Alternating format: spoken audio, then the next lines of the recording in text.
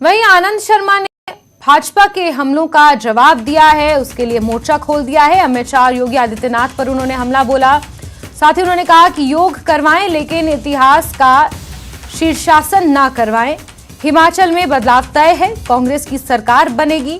कांग्रेस में मुख्यमंत्री कौन होगा ये भाजपा तय नहीं करेगी। इस प्रकार से आनंद शर्मा ने भाजपा के हमलों का जवाब शिमला में प्रेस कॉन्फ्रेंस कर दिया। तो आपको बता दें, तमाम बातें उन्होंने यहां पर कही और भाजपा के खिलाफ वो मोर्चा खोलते हुए नजर आए।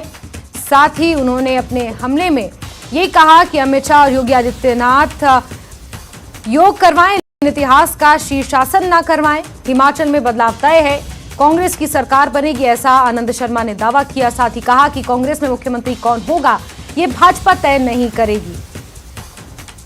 तो बड़ी खबर आपको बता रहे हैं, कांग्रेस के दिग्गज नेता आनंद शर्मा ने प्रेस कॉन्फ्रेंस कर भाजपा पर निशाना साधा और उनके हमलों का इस तरीके से जवाब दिया।